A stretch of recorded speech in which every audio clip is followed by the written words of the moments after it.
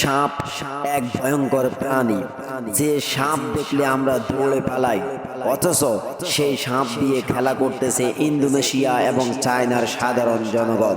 তারা সাপ চাষ করতেছে, অথচ সাপ তাদের কামড়াচ্ছে না, দৌড়াচ্ছে না।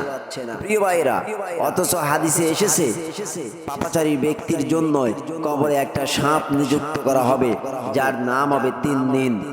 সে সাপ তার চেহারায় সকাল বিকাল দংশন করতে থাকবে।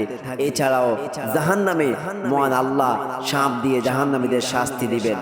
আসসালামু আলাইকুম ওয়া রাহমাতুল্লাহ। প্রিয় দর্শক, আমি আপনাদের সামনে পৃথিবীর ভয়ঙ্কর ভয়ঙ্কর সাপ নিয়ে আলোচনা করব।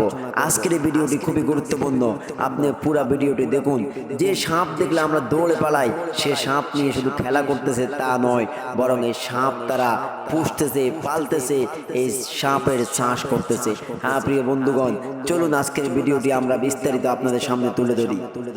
প্রিয় বন্ধুগণ, এগুলো সেই বিষাক্ত সাপ, যে সাপগুলোকে দেখলে আমরা আতকে উঠে দৌড়ে পালিয়ে যাই, অথচ তারা এই সমস্ত সাপগুলোকে লালন পালন করে। তারা এইসব লালন পালন করে প্রতি বছর কোটি কোটি টাকা আয় করতেছে। প্রিয় বন্ধুগণ, এই সাপের চামড়া দিয়ে তৈরি করা হয় বিভিন্ন রকম ব্যাগ এবং চাদর। এরপর এগুলো অনেক উচ্চ দামে বিদেশে বিক্রি করা হয়।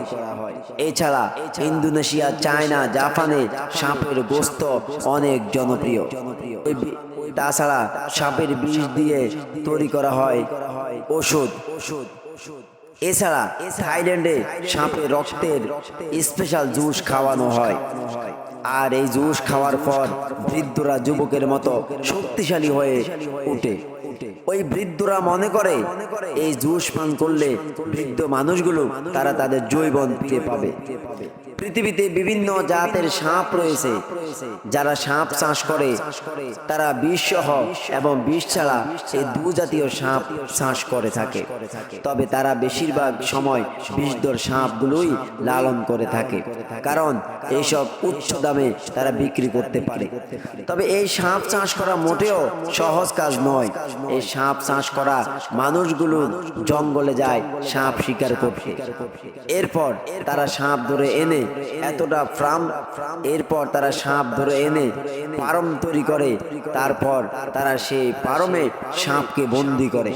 তারপর সেই পারমের ঘরগুলোতে বিভিন্ন রকম ছোট বড় সাপ তারা রাখে। তবে সেগুলো বিষধর সাপ হয়ে থাকে, সেগুলোকে তারা আলাদা করে রাখে। আর প্রতিদিন সাপগুলোকে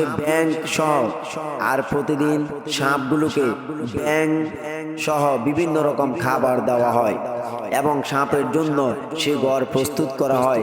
তার মাঝে বালু দেওয়া হয় যেন সাপ আরামে থাকতে পারে। এরপর যখন সাপগুলোর ডিম পাড়ার সময় হয়ে যায়, তখন এগুলোকে আলাদা একটি জায়গায় তারা সরিয়ে ফেলে। ডিম পাড়ার পর এই সাপ থেকে বাচ্চা বের হওয়ার আগ পর্যন্ত এই সাপগুলো সেখানে থাকে।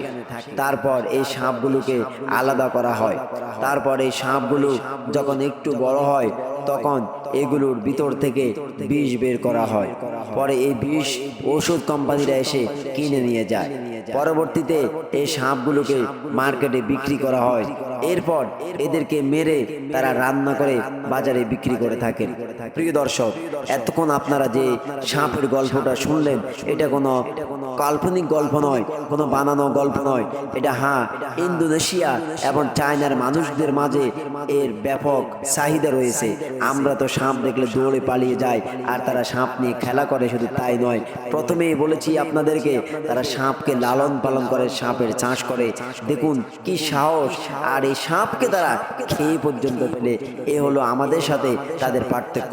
প্রিয় বন্ধুগণ, যদি আমার ভিডিওটি ভালো লেগে থাকে একটা লাইক করবেন, আর যারা চ্যানেলটি সাবস্ক্রাইব করেন নাই, প্লিজ চ্যানেলটি সাবস্ক্রাইব করে যাবেন।